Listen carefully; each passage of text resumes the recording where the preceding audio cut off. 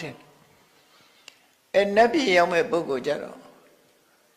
နန်းနန်းပုံမိမ့်မှကြီးတွေမျက်စိထဲမှာသေအပ်မှုအချိန်မှာတွေ့မြင်လာတယ်အဲ့ဒီတွေ့မြင်လာတဲ့အချိန်မှာတဏှာကြောင့်စိတ်ကအဲ့ဒီဘက်ကိုညွတ်သွားတယ်ညွတ်သွားလိုက်တဲ့အချိန်လေးမှာကံကနေတွန်းပို့လိုက်တော့ပုံမိမ့်မှကြီးတွေရောက်သွားတယ်ဒါကတော့အကောင်းလို့ပြောကုသိုလ်ကံရဲ့လွှမ်းမိုးမှုဟာဒီလိုကောင်းတဲ့ဘက်ကိုပို့ပေးလိုက်သို့တော့အကောင်းလို့ပို့လိုက်ပေမဲ့လို့မင်းနောက်ထပ်အဲ့ဒီကောင်းပြီဆိုတဲ့ပုံရောက်ပြီးတော့ကောင်းတာတွေကိုမစွန့်နိုင်မခွာရက်ဖြစ်ပြီးနောက်တစ်ခါသေအောင်တော်လို့ဆိုတဲ့သဘောမျိုးနဲ့ပို့လိုက်တဲ့သဘောပဲဖြစ်တယ်သေရအောင်မှတော့သေချတယ်နတ်တွေကြတော့ကောင်းတာတွေနဲ့ရွေတွေ့တဲ့အခါကျတော့မခွဲခြင်းမခွာခြင်းနဲ့မခွဲခြင်းပဲနဲ့ခွဲရတယ်ဆိုတယ်ပိယေဟိဝိပယောကောဒုက္ခကိုအလူလဲခံစားရတယ်နတ်ပြည်ကြတော့ဘာကြောင့်လဲဆိုရင်ချမ်းသာဒုက္ခအလွန်ကြီးမားတာလွန်ကြီးမားတာ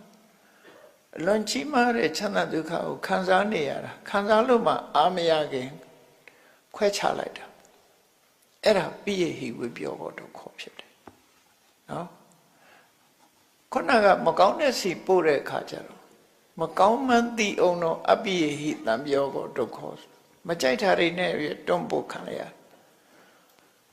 ဒီသဘောတွေဟာကံနဲ့ကိလေသာပေါင်းစပ်ပြီးတော့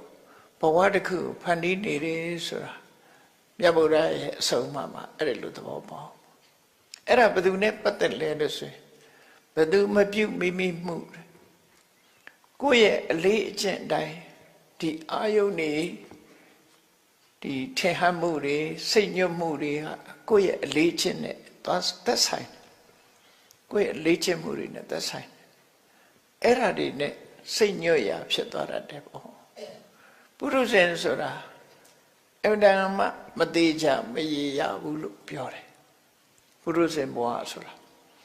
မသေးချမရေရတဲ့အနေအထားမျိုးဒါကြောင့်မို့ဝိနိပါဒဓမ္မောတဲ့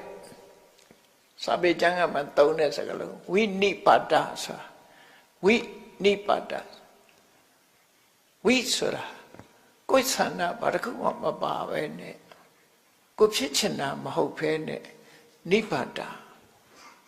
ဖြစ်ချင်ရဖြစ်သွားတဲ့အနေအထားမျိုးအခြေအနေစိုးတစ်ခုဖော်ထုတ်တာဝိနိပါဒသောတပန်ဖြစ်သွားရင်တော့အဝိနိပါဒဓမ္မောအဲ့ဒါမျိုးမဟုတ်တော့ဘူးတဲ့ခြေနေစိုးတစ်ခုရှောင်လွဲသွားနိုင်ပြီဝိနိပါဒဓမ္မဘေးကြီးမရှိတော့ဘူး